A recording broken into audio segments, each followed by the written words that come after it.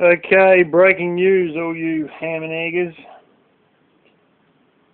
It looks quite likely that Puerto Rico is going to hit default. They haven't given any reason or haven't really done anything, but have missed paying a big wad of debt.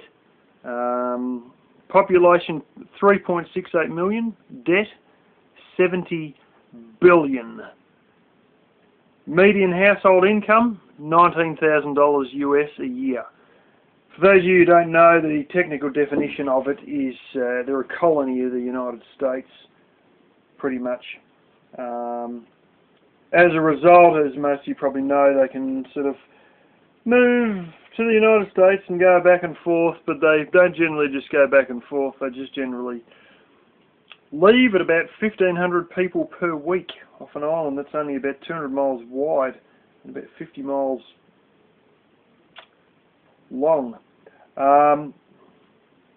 Yeah, and there's talk that, well, Treasury actually wrote a letter to Congress, which they put on their website and then deleted a few hours later, that there's going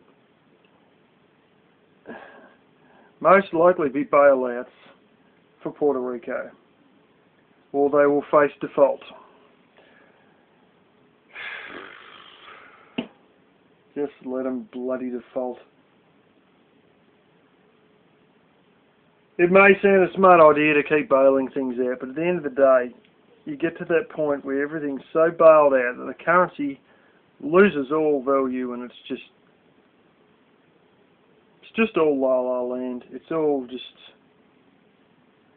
you know, and it'll cause basically the currency to be worth shit.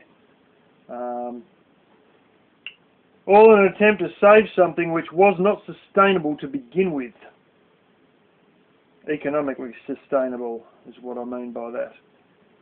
Anyway, the other one I should have mentioned to you guys when it happened, and I didn't really bother, but it's a pretty bloody significant development. Actually, it's a shocking development that I should have told you guys. It's been happening for about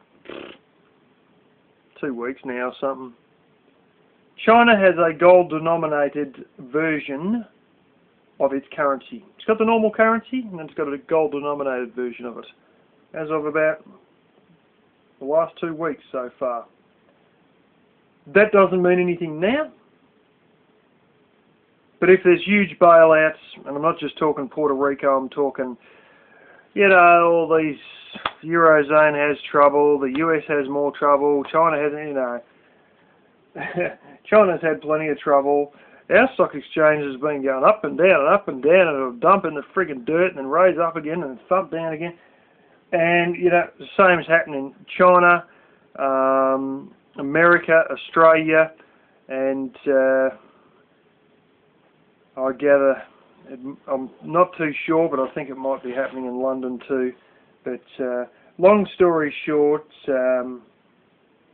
we're all stuffed, and China's the only one that's got a gold-denominated currency alongside a normal fiat one that they've had for years. And next time there's a big thumping heap of bailouts, next time there's a big calamity, primarily, most likely, if there's substantial bailouts in China or America or London or the EU or, you know, another major power, that will mean all of a sudden that this Chinese denominated currency will look shockingly good compared to everything else.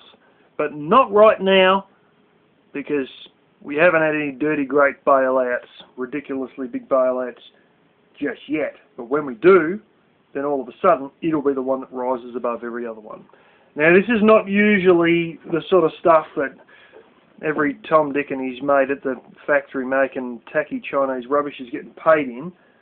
But having said that, it's still a currency that is out there that China has, that has been available now for 2 weeks. And I think it was probably worth a mention when it happens. But those of you who don't know, I'm telling you now, it's been pretty widespread news, so I know that a few of you already know.